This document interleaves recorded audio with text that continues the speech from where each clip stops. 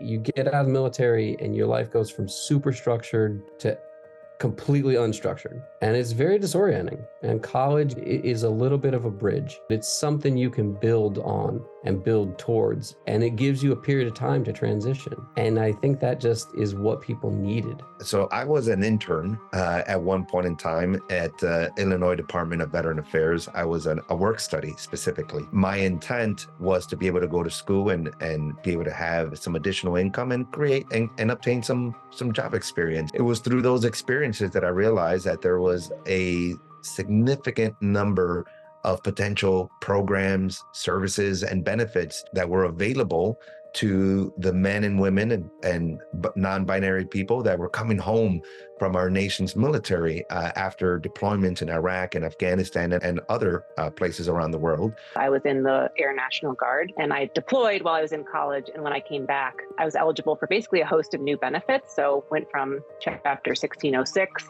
GI Bill to 1607, eligible for the Wisconsin GI Bill. Long story short, my benefits were super confusing and I had no idea how to make sense of them. And I was really fortunate because at the University of Wisconsin, we had a veteran center that had been open since the Vietnam War. And so we were a little bit of an anomaly in the sense that in 2004, 2005, we had resources for veterans in Wisconsin. And so I went in, I asked for help. I started working for the Veterans Office, became the president of the Student Veterans Organization at Wisconsin. Right when the semester started in 2007, I got a call from this guy named Derek at the University of Michigan. And he said, "Hey, I'm at the University of Michigan. We don't have resources for veterans. I am swimming alone here in Michigan, but I see in Wisconsin, like across Lake Michigan, you guys have all these resources. How did you do this? How did you get started?" And so we started just talking pretty regularly. I think we all knew that there was some level of potential there. We didn't have the numbers, but we had this young, inspirational idea that we could make a difference. And at the same time, he had reached out to the president of Columbia University's Veterans Group, a guy by the name of Luke, and was talking to him as well. And we got the three of us together and we just started talking and saying, we're not the only ones that are experiencing these challenges. Like there are now thousands and thousands of veterans coming back to college campuses after very long deployments, and there's no resources for them. I was talking to another Marine, I remember, at the gym, and he told me about this group that was coming together. There was a group of veterans who were fresh on campus, and they were looking to create a camaraderie and rapport and support each other through the academic process, but also the process of returning home, this integration or reintegration back into society. And I said, I just got home after a number of years, and I just want to be able to focus on my academics and my schoolwork, and I'm like, I don't know. And he was insistent for like a couple of weeks. And I finally gave in and said, okay, fine, I will show up to this meeting.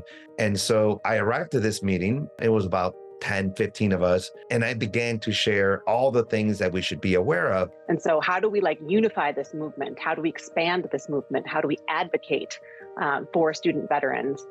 We got to get ourselves together. We got to start something. Once we started growing, it was certainly a lot of struggle and a lot of hard work, but it was like just a runaway train. We just started growing so fast. I don't think we fully understood the gravity of the conversations that we were in, the people that we were meeting with, and the impact that could be accomplished. So I think we had these lofty hopes and thoughts and aspirations. I think that we all in the room knew what the potential could be, having looked at largely lots of our grandfathers and grandmothers.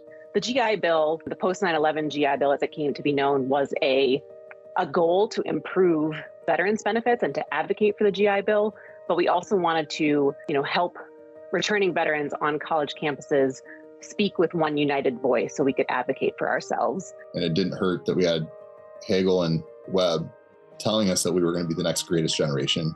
And, and in the end, I think it all comes down to something that I think Senator Hagel had said pretty frequently, which was that it makes a difference how you treat your veterans as to whether or not you'll be able to sustain a volunteer force. The point at which people sort of understood that and believed that, that's kind of when we started winning people over. So my priority was what is our name? We don't even have a name yet for our organization. We have no idea like what we're calling ourselves, and we can't really organize until we have a name. And we ended up landing on Student Veterans of America, SVA, and it just kind of stuck. A number of various veteran groups began to, at that point in time, connect over Facebook. We knew that there was other groups out there. And so over Facebook, we started creating Facebook groups initially for our own college campuses. That is what then began my inception and my journey within Student Veterans of America. Because at the end of the day, public attention will continue to fade. It will be difficult to get attention on critical veterans issues, but there will still be veterans.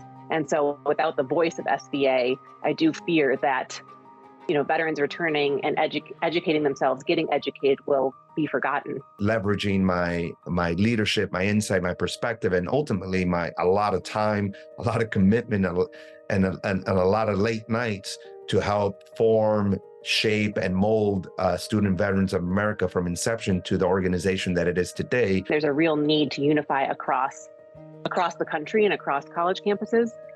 And then I think it also just speaks to, the people grinding behind the scenes. Looking back, the challenges were great, but all of those sacrifices have been worth it through these incredible opportunities and just the investment in ourselves. If we unify our voices, we can really show the positive aspects of military service and the leadership skills that we've gained and how we can, continue to make an impact once we return home.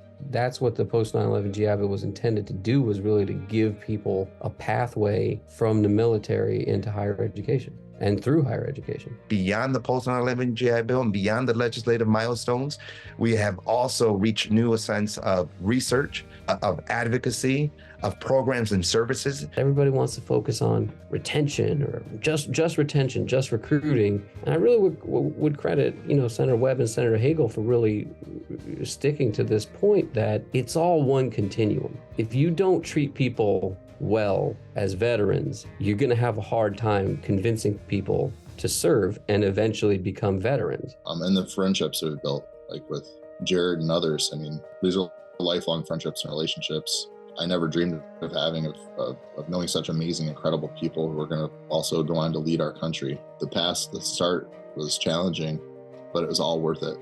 I don't think you'd find anyone that disagree with that. SVA is really about making the volunteer force work. And so we have enabled, to this degree, millions of people, and in due time, tens of millions of people. And that is something that for me will always provide me not just a professional level of satisfaction, but personal. That is something very special. And SVA has been at the center of that. It was born on those premises that when we come together, we were able to create something special. We're able to leverage our power and our influence in order to advance our ideals, in order to advance the vision and the mission, but much more, do it with the values that we represent. We could do it also in the halls of our nation's capital, in the halls of Congress and the vestibules of the White House. And guess what? We were successful.